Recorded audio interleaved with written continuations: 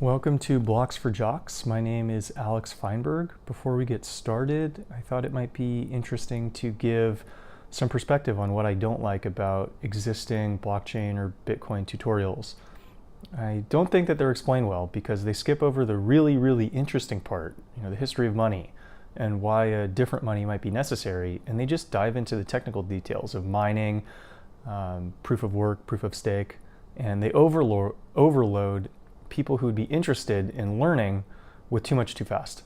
And so the hope with this series, Blocks for Jocks, is to really give everybody a 101 of what's going on, why is this important, why should I think about this?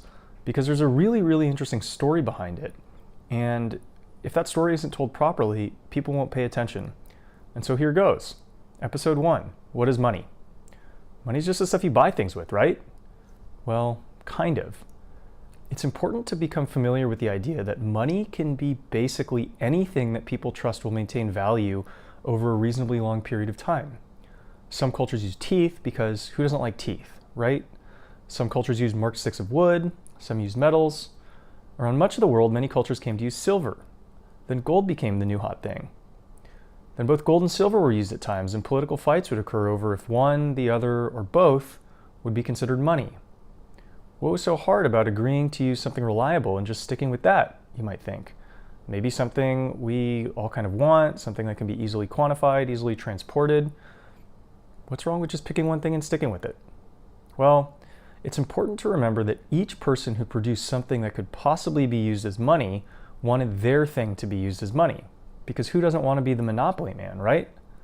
Well, maybe it wasn't quite that simple, but many of the gold producers wanted gold and gold alone to be used as money, while many of the silver miners wanted silver to be accepted as money.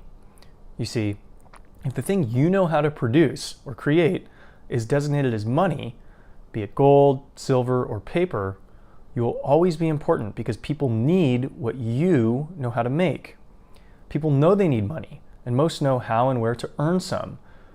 But few people have taken the time or have the interest to think about how money is actually made, which class of people gets to make it, and who gets rich and who becomes poor because of how this process is structured. Note, you might be wondering why we currently use paper money. That's a great question to ask, and it has to do with the underlying flaws of our existing system, which I'll cover in episode 3.